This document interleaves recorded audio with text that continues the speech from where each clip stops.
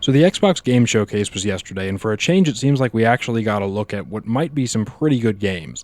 I have to say I was pleasantly surprised with what I saw, but what grabbed my attention by far the most was that Stalker 2 trailer. Let's talk about it. So about a year ago, we got a trailer for Stalker 2 that, if I'm honest, looked pretty rough.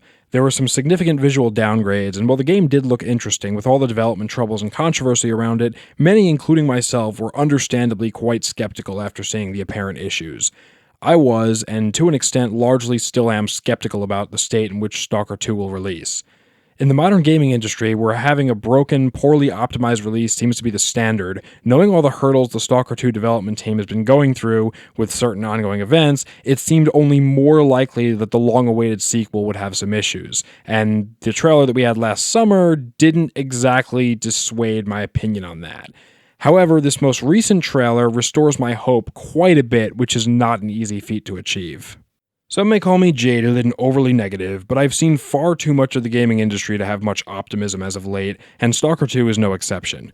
For years, I've been advising caution around the release of this game, mainly due to the fact that each of the original 3 games released extremely buggy back in their day, and even to this day have issues, at least on their PC versions. I can't comment on the state of the console ports because I've never played them. But that being said, this new trailer looks amazing. It seems that the graphics were definitely turned back up from the previous one, and seeing familiar locations from the original games remade one-to-one is something that blew me away. I'm a Halo fan, or at least I used to be, and one of the things that bothers me so much with the more recent Halo games is that 343 Industries, the studio behind their development, constantly sees the need to arbitrarily change the look, style, and lore of almost everything in the franchise, usually to its detriment. So to see Stalker, a series that's been on ice for well over a decade, come back with the same exact realistic, gritty art style, just built in a modern engine with new technology, is amazing.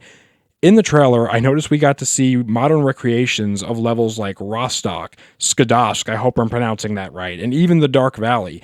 And unlike in other trailers, this time around we actually got to see them in more of a gameplay setting rather than a cutscene or just a brief little flicker of some shooting. And not only do they look great, but the key areas are exactly as they were 10 plus years ago, which I think is going to give the game a lot of credibility in terms of its immersiveness. On top of this, we also got to see quite a few new weapons, which is definitely a welcome addition. While I certainly think there's nothing wrong with the original sandbox of the old Stalker games, I did always feel that it was a bit limited at times, so seeing so many new guns for Stalker 2 has me very excited.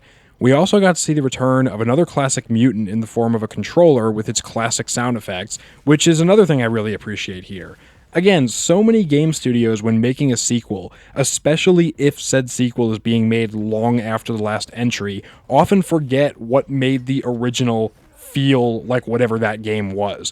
They forget the vibe of them and disregard their legacy, and then they force in new stuff that nobody actually wants, and they change things for the sake of changing them. And this, fortunately, doesn't seem to be a problem with Stalker 2, and I'm genuinely glad that it's looking like Stalker 2 is actually going to be Stalker 2.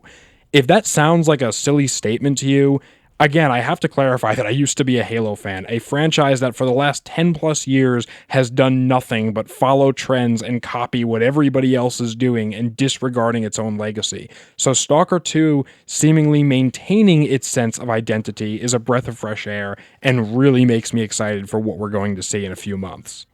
Now, this game has been delayed several times, and even at one point outright cancelled. For those of you who don't know, this isn't the first Stalker 2, as way back in 2011, GSC was working on a now Lost to Time sequel that had the same name.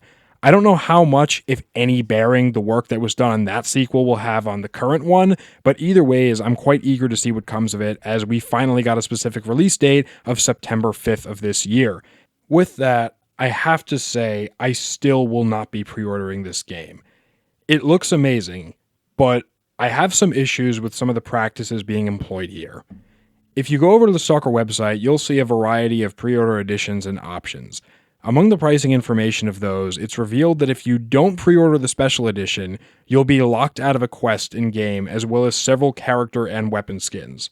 This is unacceptable to me. Stalker 2 is going to be a predominantly single-player game, with the multiplayer portion being tacked on after release via a free update. There is no reason to lock single-player content, especially quests, behind pre-order bonuses. The fact that tens of thousands of players won't be able to play a certain part of the story, albeit a side story, but still the story nonetheless, if they don't pre-order, is just plain wrong. While I understand it's a good incentive to get people to buy the game early and pay more for the special editions, it really feels scummy to me.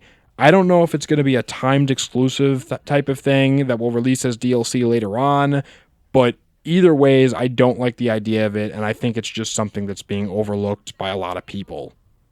Something tells me if GSC was a bit more forward with this and came out and said, hey guys, we're releasing several editions of the game, but if you get the standard edition, you don't get a quest. You don't get all of the content at all, and you can never get it. Something tells me people would be pissed, so it's kind of shady to me that they're putting this only on their website in a sort of area where if you just glance over it real quick, you wouldn't even notice. It doesn't seem right to me at all.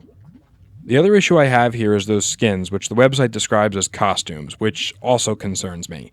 For those of you who don't know, in the original Stalker games, different costumes had different stats, meaning some were objectively better than others, and the fact that it seems like GSC is going to be selling in-game items that give you an advantage via pre-order bonuses and microtransactions just rubs me the wrong way. This has the plagues of the modern industry written all over it, and again, it's a single-player game. There's still more. I like owning my games. I like physical releases. Out of curiosity, I went to the website and checked out the process of pre-ordering a physical copy, and I come to this screen where I'm told that GSC is still working out the shipping details on how to even get people physical releases. It's 2.5 months till launch, and we don't even have the prices of the physical editions. We don't have shipping times, we don't have any other information except for what it comes with, and that they don't know when it will come. All we get is, we'll get back to you. That's alarming. I understand they have a lot going on over there, but I'm sorry, it's going to take a little more than we'll let you know to convince me to drop over $100 on something I don't even know if it's going to be good yet. At the end of the day, I don't want to be too negative. Stalker 2, especially with this recent trailer, does look promising, but I still can't ignore some of the questionable business practices behind its release right now, as well as the company's past. I know someone's going to comment, but bro, the mods will fix it. The mods will put that quest in. But to be frank, I don't really care. It's not modders' jobs, nor should the player base have to rely upon them to fix, patch, or implement paywalled features into a game. While I suppose in a way it is nice that those who pre-order get something for their investment, I don't think that locking everyone else out of content is the way to do it. I know GSC is far from the first company to do this, but the whole quest thing is a bit much in my opinion.